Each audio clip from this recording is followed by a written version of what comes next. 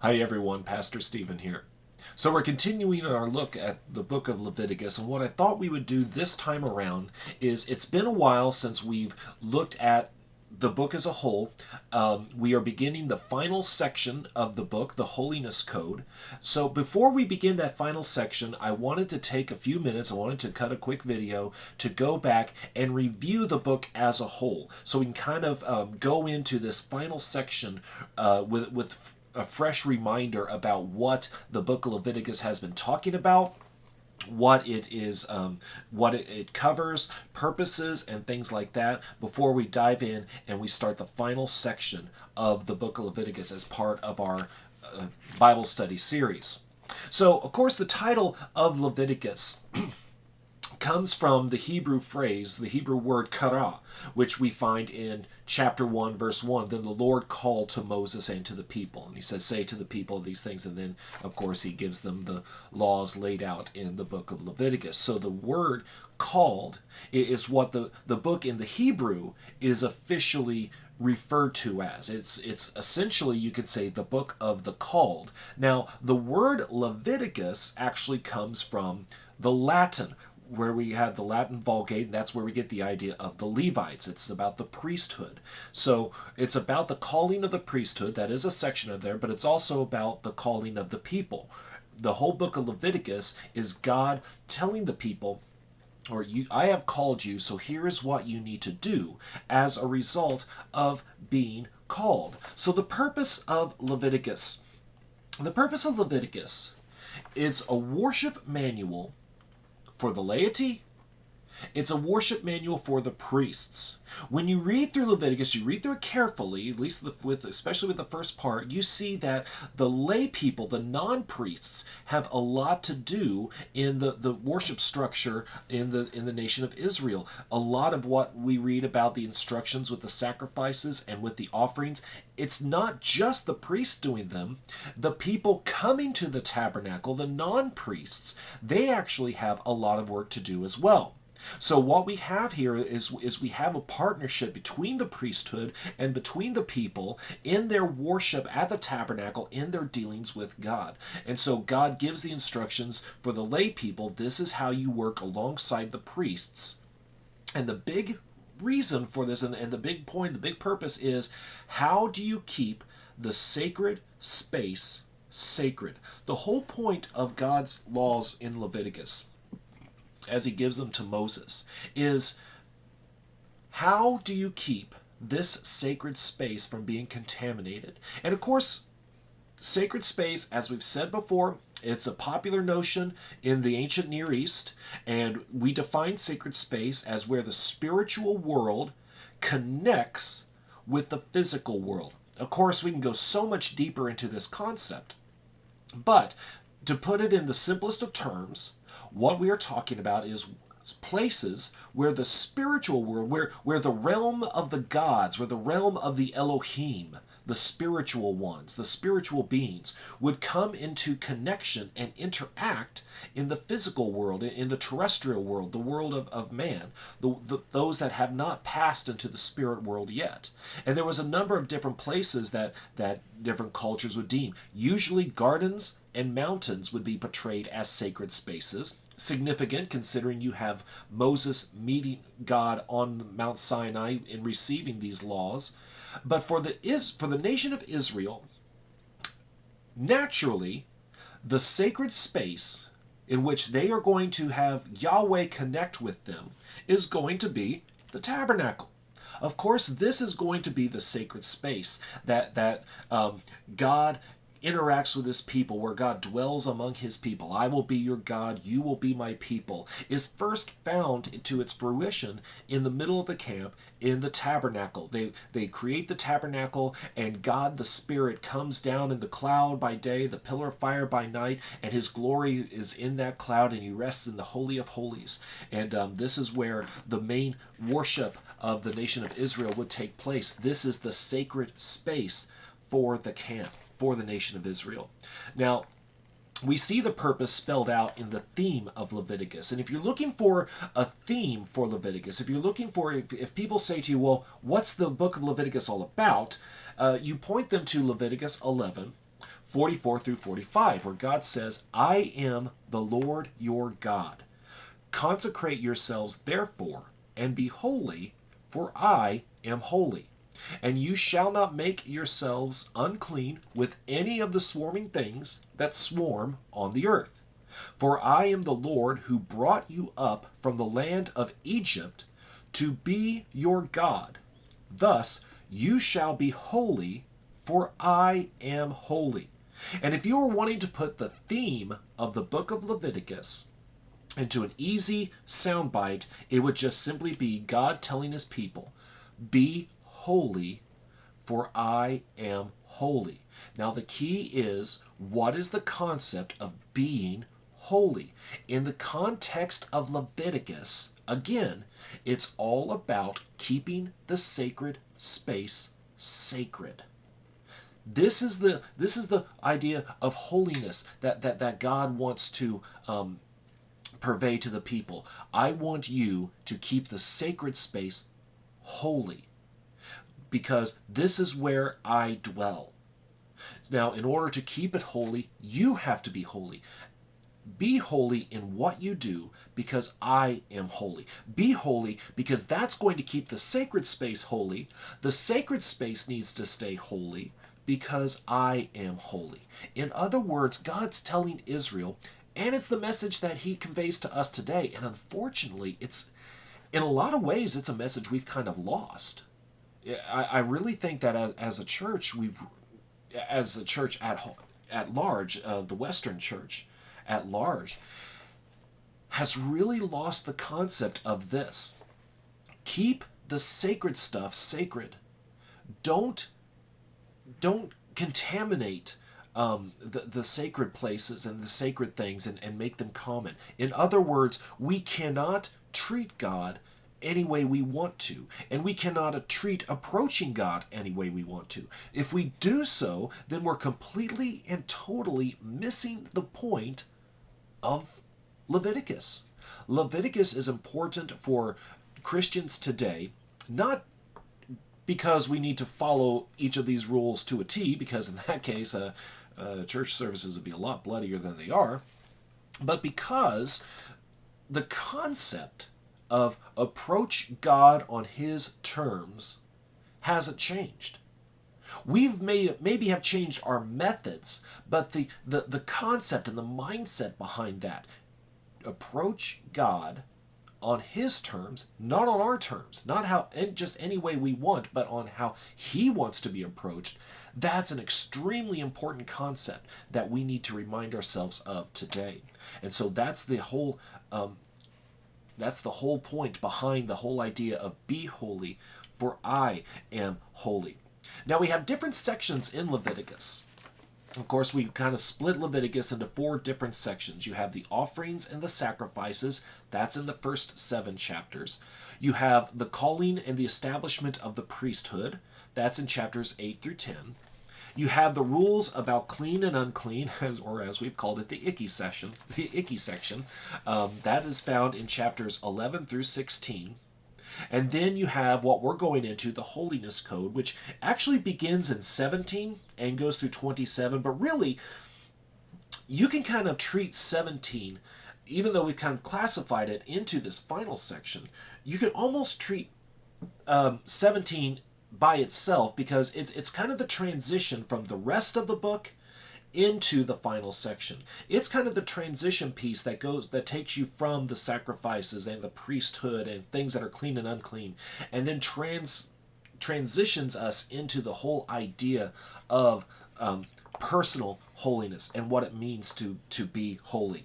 So let's look at the individual chapters that we've covered so far, and kind of the breakdown of the subject matter and the purposes behind it. Now, of course, we talked about in Leviticus 1, the subject of that is the burnt offering. It's the most important, you could argue it's the most important of the offerings, because the whole purpose of the burnt offering is you were seeking permission to enter into the presence of God. If you wanted to approach the tent of meeting, if you wanted to approach God for whatever purpose you needed to approach God, you first had to offer a burnt offering.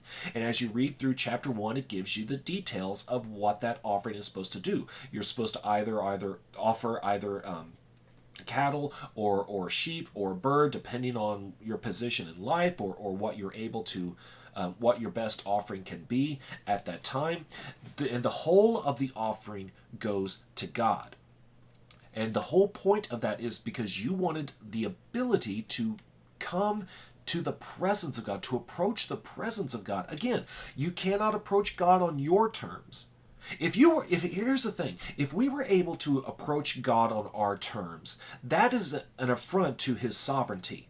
God cannot be sovereign if we can treat him any way we want. So if we're going to treat God as sovereign, and we're going to treat God as we are subject to him, then we have to subject to what he wants. We have to subject ourselves to, this is what I want you to do. I want you to approach me in this way. So if God is going to be sovereign over us, then we have to approach him on his terms, not our terms. If we approach him on our terms, that makes us sovereign over God. So for God to be God, then we need to approach him. We need to approach him the way that we would approach a king. And in the ancient world, you did not go to the king anytime you wanted to. The king had to extend the invitation. And the burnt offering was all about receiving the invitation to come into the presence of God.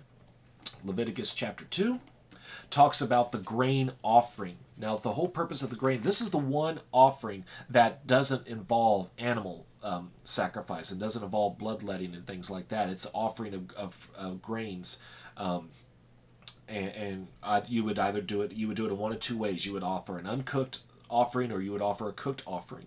Now, the interesting thing about the grain offering, the other thing besides the fact that there's no blood involved that separates the grain offering from the burnt offering, is the fact that it's split between God and the priest. God gets a portion, the priest gets a portion of it. This is one of the ways that God was providing for the Levites. If you read through the law, you see that the Levites have no land of their own, and they are dependent completely and totally on the offerings offered at the tabernacle. God says, I am your portion.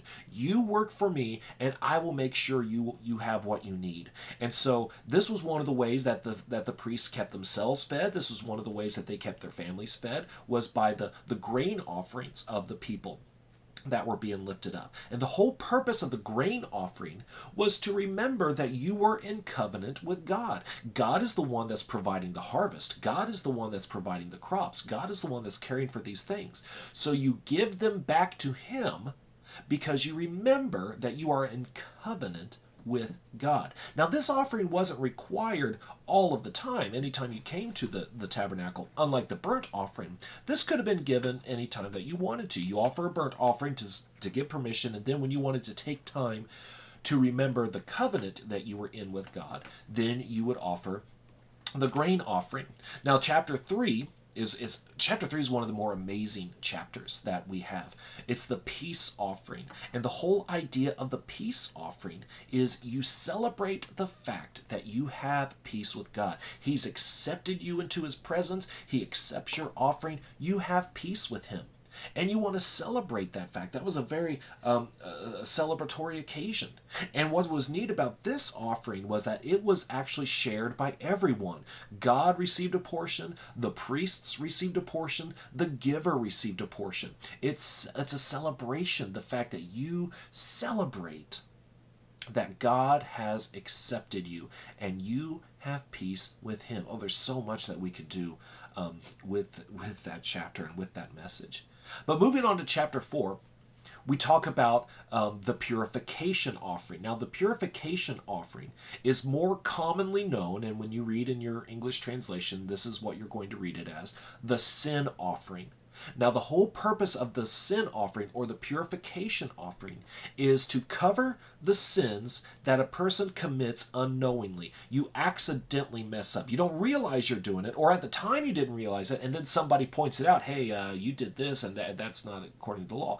Then you go offer this purification offering to purify yourself. Oh man, I totally messed up. I can't believe I did that. I'm such a klutz, or things like that. So you would offer that up to make it right again. You accidentally sinned. You accidentally did something wrong. So you offer this offering as a means to cover that. And what's interesting is the priests, this was another one that was all offered wholly to God. The priests were not allowed to take part in this offering. And one of the reasons is because God does not want to provide for his priests on the auspice of his people making mistakes. You don't celebrate that. Instead, you go completely to God. God covers it. God offers the forgiveness for that. But then you have in Leviticus 5 the reparation offering. Now this gets a little bit more complicated. This is also known, more commonly known, as the guilt offering. And the deal with the guilt offering is, and what makes it separate from the purification offering or the sin offering, is you mess up or you sin, you do something wrong, but here's the thing, you knowingly do it, but you don't necessarily do it because you're openly defying God's orders. There's reasons behind what you do. You don't follow the law to the letter, but that you have reasons behind it. Not that I want to rebel against God. It's not that. So you don't have a defiant spirit. So God isn't punishing the defiance of you, but you're making a reparation. You're making right. Hey, for one reason or another, I couldn't follow this rule. I had to violate the law in one way. Say an animal wanders up to your tent and dies. Then you've got to move the carcass. You got to do something with it. You got to get rid of it. Well, the problem is that you can't come into contact with anything dead or you're unclean. So you knowingly do what's technically wrong, but you got to get rid of the animal somehow. It just has to be done.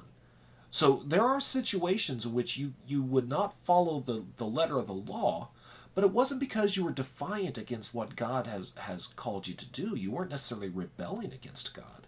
And that's what these offerings are all about. See, the thing is, there's nothing in the book of Leviticus, and as we go, you will see and you'll remember, there's nothing in the book of Leviticus that covers sins that are committed defiantly.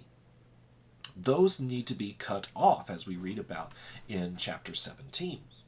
So you have the reparation offering, which you had to do something wrong. You didn't necessarily, it's not because you're rebelling against God, but for some reason or another you do something wrong, so you have to make reparations. You kind of have to make something right. Now, Leviticus 6 and 7 we kind of put together because both of these kind of cover the same thing, and that is the priesthood's role in the offering and sacrificial system. One of the amazing aspects of the first few chapters of Leviticus is, yes, you have the priest doing something, but for the most part, it's the instructions for the person giving the offering. Now you're getting more of now this is what the priest is to do during these offerings. And that leads us into the next section, and that is the calling and the establishment of the priesthood that we find in Exodus, in Leviticus 8 through, I hope I didn't say Exodus. Anyway, Leviticus 8 through 10. You see the establishment of Aaron and his sons in the priesthood. In this, of course, you have the concepts of this is what the priest is to wear, this is what the high priest is to wear. And actually, if you want to delve deeper into that, then you would also go to Exodus 28, and that gives you all the details about this is what Aaron is to wear as the high priest and things like that. And it's a fascinating study to see the significance of all the things that the high priest is to wear and the symbolism behind his uniform. But we have the establishment of the priesthood because they're going to be the ones manning the tabernacle. They're the ones that are kind of the mediators between God and the Israelites. Now, in doing this, of course, they have very strict rules that they have to follow. So we have this cautionary tale in Leviticus 10. Leviticus 10 is the one narrative that we have in the book of Leviticus. Otherwise, it's basically the manual, it's the rules and things like that. But chapter 10, you have a little story in it. It's not a good story. It's not a pleasant story. It's a very sad story. And it is the strange fire being offered by Nadab and Abihu, which are two of Aaron's sons. They've been established in the priesthood, but then almost as soon as they begin in the tabernacle, they screw up. And as a result, God strikes them dead. And it's very easy to wonder, well, why, man, this seems kind of strange. Why would God do that? But we see what the purpose is. God has to teach Israel about the proper way to approach him. And sometimes God has to take a hard lesson. God has to take a hard approach to do it. Look, I need to tell you, I need to show you exactly how serious this is. And so he strikes Nadab and Abihu down. Now, how exactly they offered strange fire, we don't know for sure. We can only kind of guess and theorize. It doesn't go into great detail about what they did. But in other words, they did something that God did not call them to do, is how it, a lot of the translations phrase it. They did some. They offered strange fire. They offered an offering that God didn't tell them to do. Kind of the prevalent theory is they went into the holiest of holies, which was reserved only for the high priest and only on the Day of Atonement.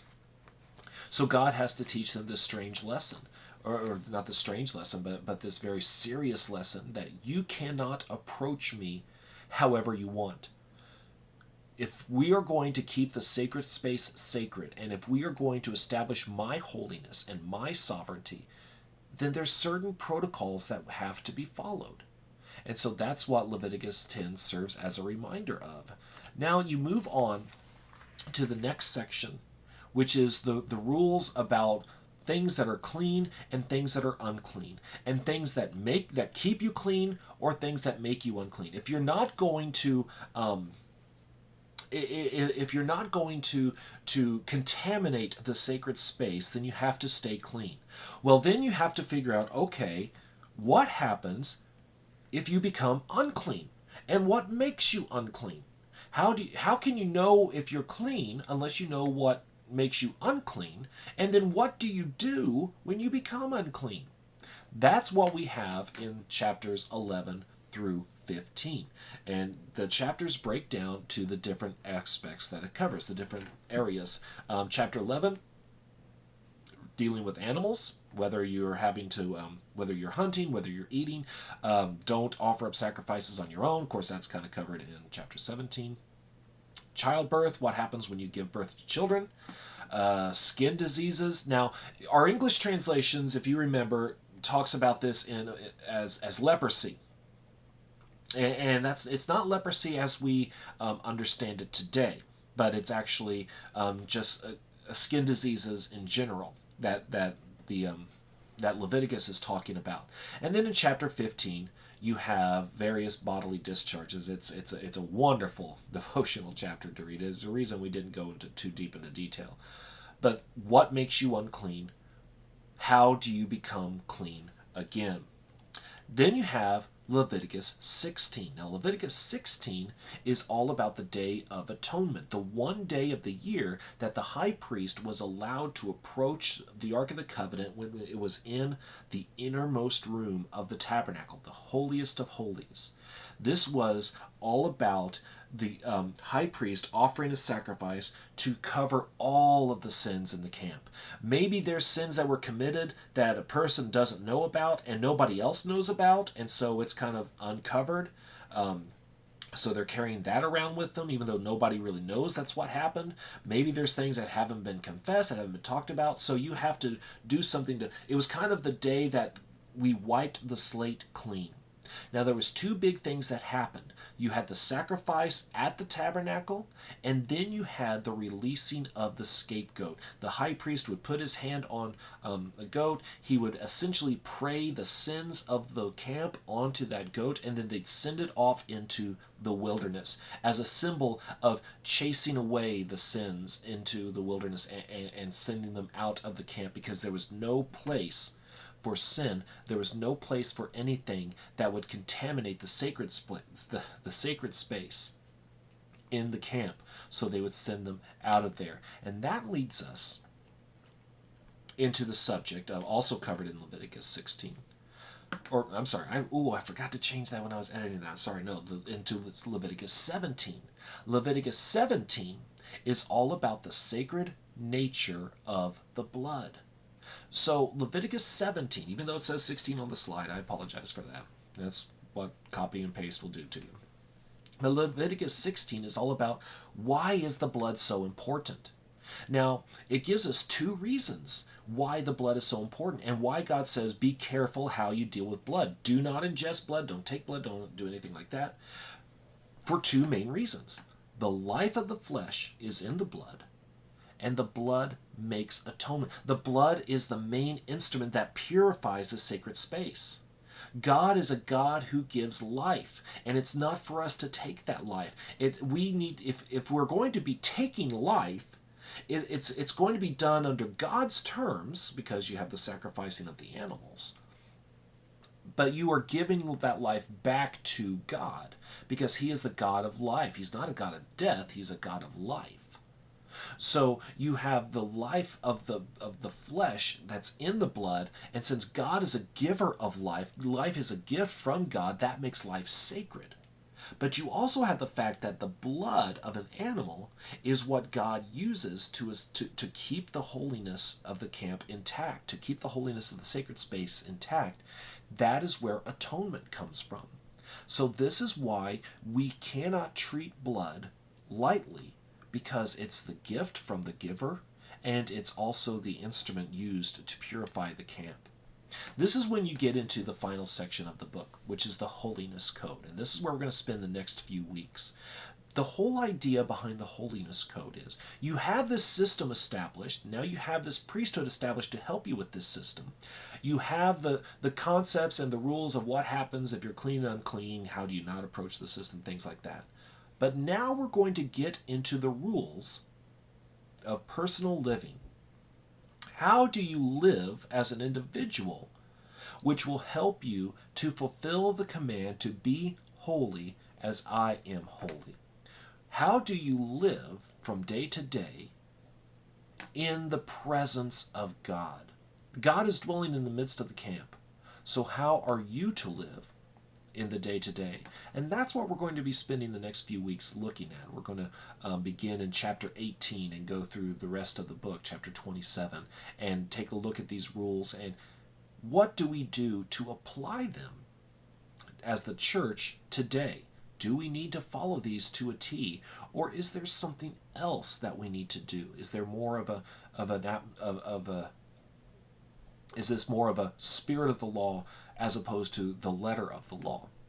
That's what we're going to dive into. That's what we're going to investigate. I look forward to doing it with you. Thank you for joining me with this review. Thank you for watching. We'll see you next time.